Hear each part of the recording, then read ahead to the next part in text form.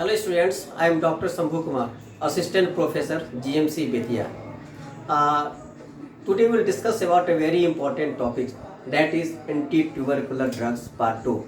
In previous class we have discussed many aspects of anti-tubercular drugs, in which we have seen and studied about the classification of the anti-tubercular drugs.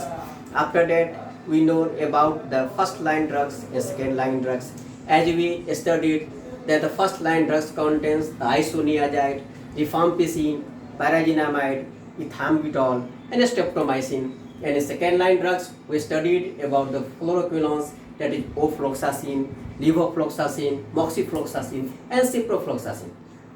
We also know that the RNTCP was launched in 1997. After that, the name was revised in 2020. The name became NTEP, that is National Tuberculosis Elimination Program.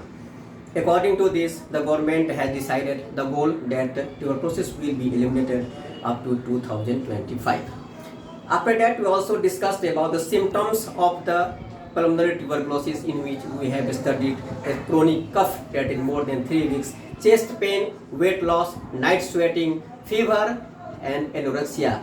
After that, we also studied about the investigation, in which the chest X-ray peer view was very important. After that, sputum for acid fast bacilli and empty test, that is a type of skin test. After that, also studied about the hematological test. In ESR, erythrocyte segmentation rate will be increased in case of tuberculosis, and the very new investigation, that is NUTS.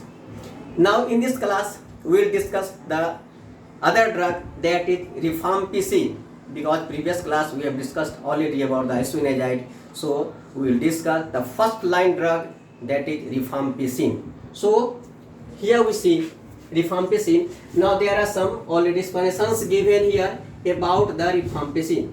Rifampicin is a semi-synthetic derivatives of rifamycin B, that is obtained from Streptomyces mediterranei.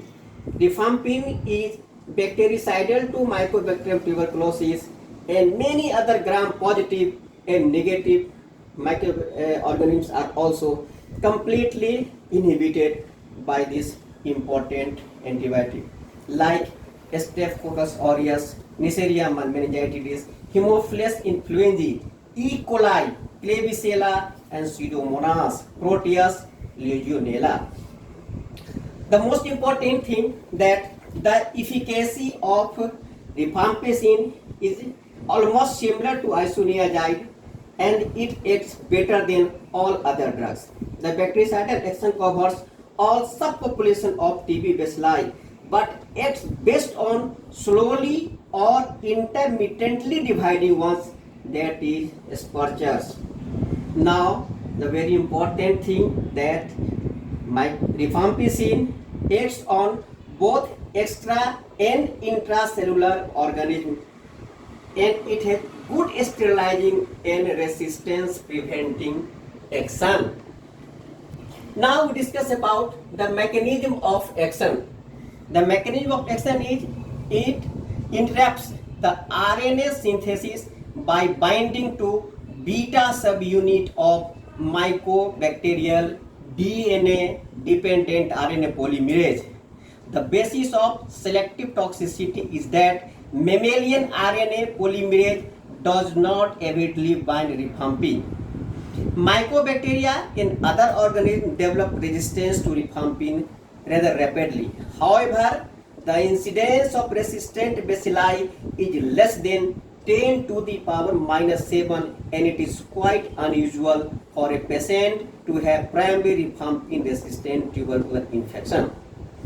Now rifampicin resistance is nearly always due to mutation in RPOP gene, because it reduces its affinity for the drug, and also it has no cross resistance with any other anti-tubercular drugs. Now we discuss about the pharmacokinetics of the drug. It is well absorbed orally. The bioavailability is almost about 70%, but food decreases its absorption. So rifampicin is advised to take in the empty stomach. because in empty stomach the absorption of drug is very good and in proper way. It is widely distributed in the body and it penetrates intracellularly. It enters tubercular cavities, caseous muscles and placenta. Though it crosses meninges, it is largely pumped out from CNS by P-glycoprotein. After that, it is metabolized in liver to an active deacetylated metabolite which is excreted mainly in bile. Now, we must know the half-life of rifampicin. The half-life of rifampicin is variable, that is 2 to 5 hours. And now the interaction. Rifampicin is a microsomal enzyme inducer. So it increases several CYP450 isoenzymes including CYP3A4, CYP2D6, CYP1A2 and CYP2C subfamily. So it enhances its own metabolism as well as many other drugs including warfarin, oral contraceptives, corticosteroids, sulfonylureas, steroids, HIV protease inhibitors, NNRTI, that is non-nucleoside reverse transcriptase inhibitors, theophylline, metoprolol, fluconazole, ketoconazole, clarithromycin, and phenytoin, etc. The most important thing that should be remembered that it can cause contraceptive failure. So it is advisable to switch over to an oral contraceptive containing higher dosage, that is 50 microgram of estrogen, or an alternative method of contraception should be used. Now we discuss about the adverse effect. The most important adverse effect is the hepatitis. Hepatitis is the dose limiting the adverse effect because it may cause jaundice to the patient, but it is infrequent with less than 600 milligram per day dose. So the development of jaundice requires discontinuation of the drug. After that, it is reversible. Many other reactions like cutaneous syndrome, in which we see the flushing, pruritus, rashes, redness, and watering of eyes.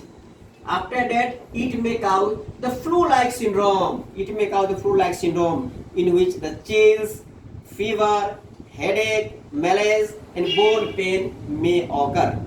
Some abdominal syndrome also may occur, like nausea, vomiting, abdominal cramps, with or without diarrhea. The one most important thing that should be remembered, the urine and secretion may become orange red and it is harmless.